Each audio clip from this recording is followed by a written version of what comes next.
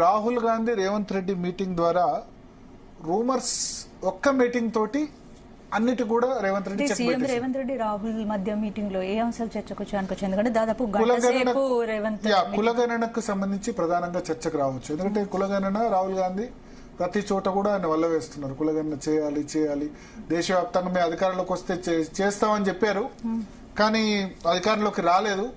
So Telangana model చెప్పుకొని నిజానికి కర్ణాటకలో కూడా జరిగింది కులగణన, కానీ వాళ్ళు ఇంతవరకు పబ్లిక్ చేయలేదు. మనకంటే ముందు సంవత్సరం ముందే కర్ణాటకలో అధికారంలోకి వచ్చింది కాంగ్రెస్, కానీ అక్కడ పబ్లిక్ చేయలేదు. కారణం ఏంటంటే అక్కడ లింగాయత్ నుంచి తర్వాత ఈ వక్కలిగాస్ ఇద్దరు నుంచి కూడా తీవ్ర ప్రతిఘటన రావచ్చు ఓబీసీకి సంబంధించి కులగణన రాస్తే. సో అదెందుకని చెప్పి అక్కడ వాళ్ళు భావిస్తుండొచ్చు. సో రాహుల్ గాంధీ మీరు చెప్పారు టాస్క్, ఇగో నేను చేశాను. రాహుల్ కి రేవంత్ ఏం వివరించే అవకాశం ఉంది? అదే మీరు ఒక టాస్క్ ఇచ్చారు, ఆ టాస్క్ నేను కంప్లీట్ చేశాను, చూపించాను, కంప్లీట్ చేశాను. ఇగో మా దగ్గర 40 రేవంత్ రాహుల్ భేటీ జరిగింది అనుకోవచ్చు. బీసీ కులగణనకు సంబంధించి ఆయన మీటింగ్ సూర్యాపేటలో మీటింగ్ పెడతామన్నారు కదా, ఎస్సీ వర్గీకరణకు సంబంధించి మెదక్లో మీటింగ్ పెడతా అన్నారు. 2 మీటింగ్లకు ఇన్వైట్ చేశారు. అయితే ప్రధానంగా బీసీ కులగణనకు సంబంధించి రాహుల్ గాంధీని పిలుస్తారు, ఎస్సీ వర్గీకరణకు సంబంధించి మల్లికార్జున ఖర్గేని పిలిచే అవకాశం ఉంది. ఆ 2కు సంబంధించి అయితే ఖచ్చితంగా ఫిక్స్ అయ్యాయి మీటింగ్స్. దాంతో పాటు ఇతర ఇష్యూస్ మంత్రివర్గం సంబంధించి కూడా చర్చకు రాలేదు అని రేవంత్ రెడ్డి చెప్తున్నారు, కానీ ఖచ్చితంగా చర్చకు వచ్చి ఉంటుంది. కేబినెట్ రిషఫుల్ కి అవకాశం ఇవ్వని రేవంత్ రెడ్డి కూడా అడుగుతాడు. ఎందుకంటే చాలా శాఖలు ఆయన దగ్గరే ఉన్నాయి, home ministry, education, social welfare ఇవన్నీ ఉన్నాయి. ఇప్పుడు నెక్స్ట్ 3-4 ఎమ్మెల్సీలు కూడా అవుతున్నాయి. బహుశా రేవంత్ రెడ్డి ఆ ఎమ్మెల్సీల ద్వారా ఒకళ్ళిద్దరిని మంత్రివర్గంలోకి తీసుకోవాలనుకుంటున్నారేమో. వేం నరేందర్ రెడ్డికి ఎమ్మెల్సీ ఇచ్చి మంత్రి చేయాలని అనుకుంటున్నారు అధిష్టానం. ఎందుకంటే అల్టిమేట్ గా అధిష్టానం నిర్ణయం తీసుకోవాలి ఎమ్మెల్సీల విషయంలో కూడా.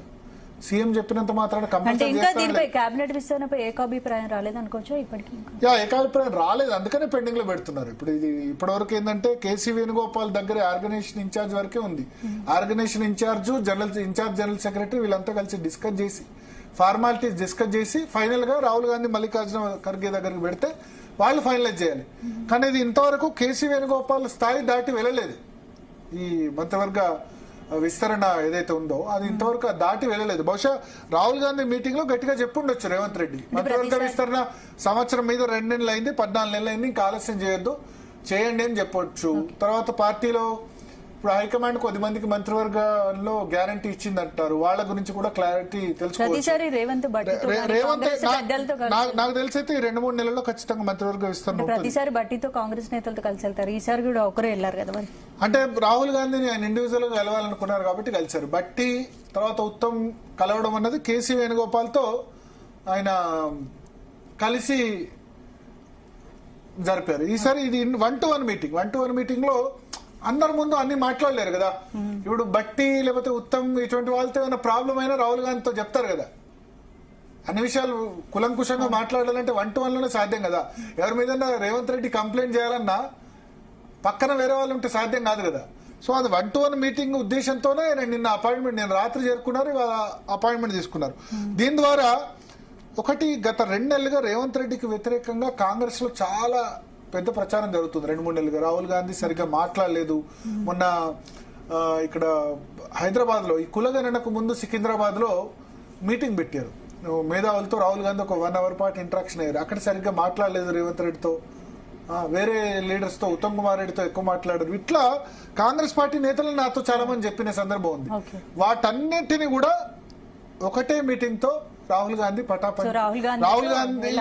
మీటింగ్ తో రేవంత్ రెడ్డి ఒకటే మీటింగ్ తో పటాపంచలు చేశారని చెప్పొచ్చు. గ్యాప్ ఏం సరే, గ్యాప్ ఉన్నా లేకున్నా ఇప్పుడైతే సెట్ అయిపోయింది. So Revanth Reddy chief minister. So ఇప్పుడు రాహుల్ గాంధీతో మీటింగ్ అయింది కాబట్టి షార్ట్లీ నాకు తెలిసి 1-2 months లో మంత్రివర్గ పునర్వ్యవస్థీకరణ ఉంటది. అది ఉగాది లోపు ఎప్పుడైనా జరగచ్చు, ఏప్రిల్ లోపు ఎప్పుడైనా జరగచ్చు.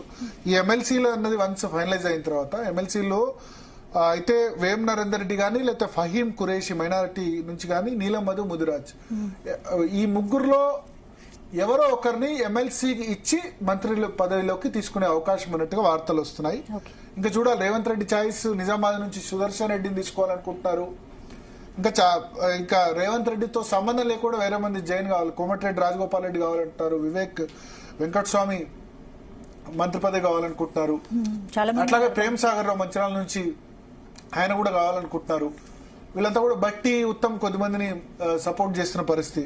చూడాలి ఏం జరుగుతుందో. అల్టిమేట్ గా మంత్రివర్గ విస్తరణ విషయంలో అది ఒక్క రేవంత్ రెడ్డి చేతులు లేదు. మళ్ళీ బట్టి ఉత్తమ్ వీళ్ళందరి కోటాలు కూడా ఉంటాయి. హైకమాండ్ ఒక ముఖ్యమంత్రికే ఫుల్ కోటా ఇవ్వదు. దానిలో డిప్యూటీ సీఎం కోటా ఎంత అవసరమైతే ఇంకొకటి 2 డిప్యూటీ సీఎంలు కూడా ఎక్కువ ఇస్తారంటున్నారు. బీసీ నుంచి కూడా ఒక డిప్యూటీ సీఎం చేయొచ్చు అని చెప్తున్నారు. అయితే బట్టి విక్రమార్క ఒక కండిషన్ పెట్టారు. డిప్యూటీ సీఎం ఉంటే నేను ఒక్కడనే ఉండాలి, వేరే వాళ్లకు మొదట్లోనే సీతక్క బట్టి ఇద్దరు డిప్యూటీ సీఎంలతో ప్రమాణ స్వీకారం చేయిస్తారని చెప్పారు. దాన్ని అప్పుడు ఖండించారు. నేను ఒక్కళ్ళు మాత్రం ఉండాలని ఆయన కండిషన్ పెట్టారు. ఇప్పుడున్న పరిస్థితిలో ఇప్పుడు 42% బీసీలకు కేటాయించిన పరిస్థితిలో బట్టి మరి గతంలో ఏదైతే నేను ఒక్కడనే డిప్యూటీ సీఎం ఉండాలి, నేను సిఎల్పీ నేతగా నా బాధ్యత కూడా ఉంది, పవర్లోకి వచ్చింది అని అన్నప్పుడు సో మరి ఆయన ఏ విధంగా చేస్తారన్నది కూడా ఇప్పుడు చూడాలి. Interesting point. Right. Next topics discuss చేయమని ఒక షార్ట్ బ్రేక్ తీసుకుందాం. భరత్ డిబేట్ లో షార్ట్ బ్రేక్. Stay tune.